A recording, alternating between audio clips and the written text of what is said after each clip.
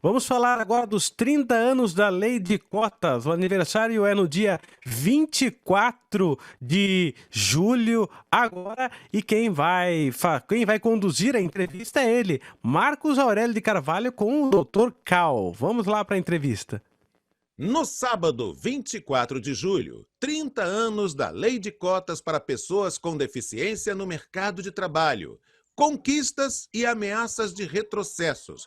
Vamos falar sobre essa importante mudança que aconteceu a partir do começo dos anos 90. Nosso convidado é José Carlos do Carmo, ou como é conhecido por muita gente, Dr. Cal. Grande referência nesse assunto. Ele é auditor fiscal, é médico do trabalho e fala com a gente. Dr. Cal, o que podemos dizer do atual momento, do cumprimento da lei de cotas?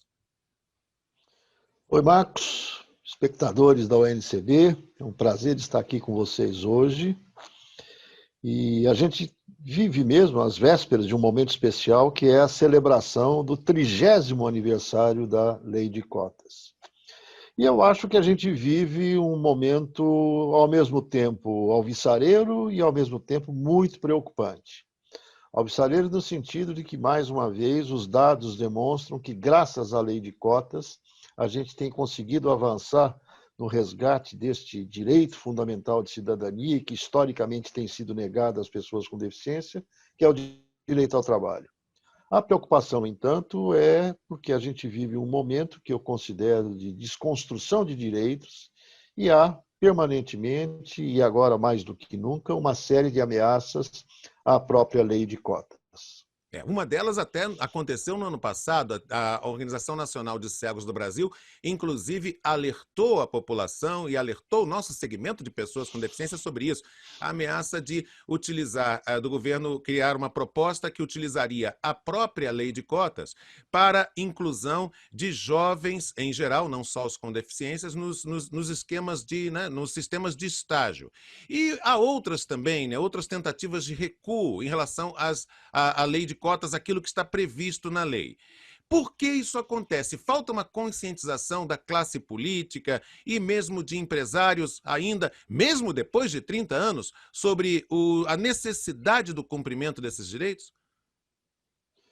Eu acho que os motivos são os mais diversos, que vão desde uma falta de conhecimento sobre a realidade que a gente vive, desde o número de pessoas com deficiência que temos no nosso país. Falta conhecimento no sentido de que as pessoas acreditam que todas as pessoas, ou a grande maioria das pessoas com deficiência, não tem formação nem experiência e, sobretudo, não tem competência para o trabalho. Isso que hoje chamamos de capacitismo, que é muito presente, eu acho, ainda na cabeça das pessoas. E existe, eu creio que, uma postura ideológica mesmo, no sentido de negação dos direitos, de negação e aceitação da rica diversidade que nós temos na nossa sociedade. Então, eu acho que são assim diversos fatores, e eu acho que cabe a nós que acreditamos no direito, na importância, na legitimidade da inclusão de todas as pessoas na sociedade, e em particular no mundo do trabalho, não baixarmos as nossas guardas e continuarmos a nossa luta em defesa desses ideais, desses direitos. Quando a lei de cotas foi aprovada, em 24 de julho de 1991, depois que ela foi aprovada, aconteceu um longo processo até a regulamentação, ou seja, nos anos 90 não dava para dizer, não era possível dizer que a lei já estava sendo posta em prática e cumprida plenamente. Muitas empresas até contratavam pessoas com deficiência só para cumprir números. O que foi mudando? Quer dizer, qual foi o principal, digamos assim, o principal aspecto de evolução do cumprimento da lei?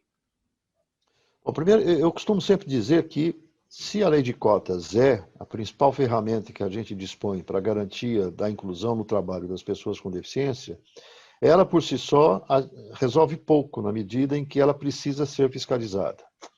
E você tem razão, no começo da existência da lei de cotas, ela teve um efeito muito pequeno, porque a fiscalização propriamente dita começa há cerca de 20 anos, 10 anos após a promulgação da lei, quando foi então regulamentado o processo de fiscalização. Vale lembrar que a Lei 8.213, onde tem a lei de cotas, é uma lei da Previdência Social, mas a fiscalização do seu cumprimento é de competência da Auditoria Fiscal do Trabalho, vinculada ao extinto Ministério do Trabalho, infelizmente foi extinto, hoje fala-se de novo na sua criação, mas, de qualquer maneira, a fiscalização do trabalho continuou sempre a existir, hoje somos vinculados ao Ministério da Economia. E mais do que fiscalizar a simples contratação, a gente tem verificado também a qualidade desse processo. Dentre outras coisas, vale destacar a necessidade das empresas oferecerem condições adequadas de trabalho, identificando eventuais barreiras e promovendo a acessibilidade para que a pessoa com deficiência possa bem desempenhar a sua função. A E, de maioria um modo oferece? geral... A maioria oferece essas condições? A maioria das empresas hoje, pelo menos nas grandes, a maioria oferece essas condições para que a lei de cotas seja cumprida com qualidade? Pela impressão que nós temos, eu digo impressão porque não temos um estudo científico verificando o percentual de cumprimento das condições de acessibilidade, eu diria que grande parte ainda não oferece. Existem, inclusive, alguns mitos a respeito dessa questão. Muitas pessoas acreditam que qualquer investimento em acessibilidade tem um custo elevado, o que não é verdadeiro.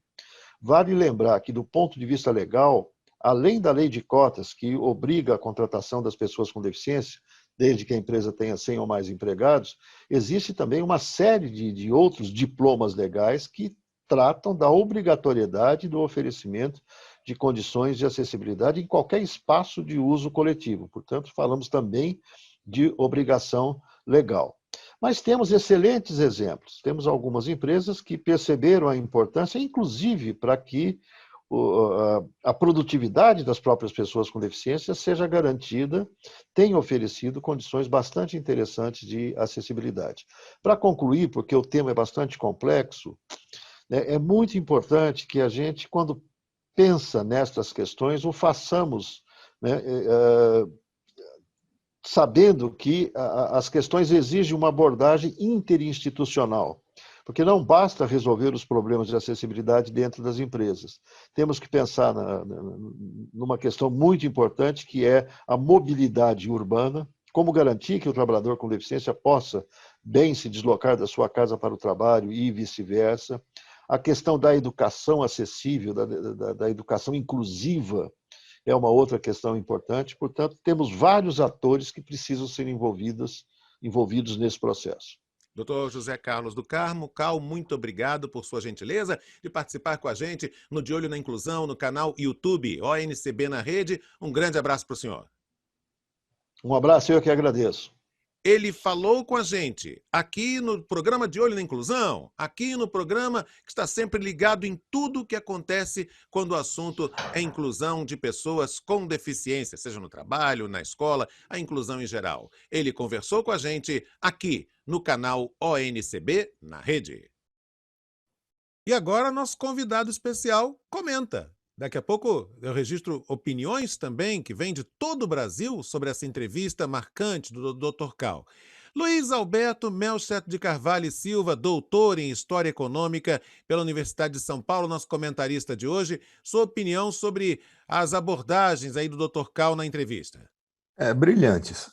Entende? Eu tenho a acrescentar alguma coisa que eu julgo de suma importância, que é a realidade. Por que eu digo isso? Porque ele vê pelo lado institucional, pela própria formação e pela posição dele, né? E eu vejo pelo lado econômico. A precarização das relações de trabalho fizeram com que o número de empregados formais dentro de uma empresa diminuísse muito. A terceirização passou olha, para vocês terem uma ideia da invasão da terceirização, conversando com o superintendente do SESI e também com o presidente da Fiesp, eles me contaram que a instituição perdeu 30% da receita por causa da terceirização, quer dizer, as pessoas deixaram de ser empregadas e aqueles 2,36% que iam para o SESI e Fiesp não existem mais. A mesma coisa aconteceu com o SESC, aconteceu com o Senar, aconteceu com tudo. E o resultado disso é que, obviamente, o número de empresas com mais de 100 empregados caiu muito. Então, muita gente ficou desobrigada de cumprir a lei de cotas, porque terceirizou, o cara tinha 100 empregados, hoje tem 10, 15, ou nenhum, ou 2, não é? Então, nós estamos vivendo um período de fragilização tão grande que eu ponho em dúvida a efetividade da lei de cotas como a gente imaginou.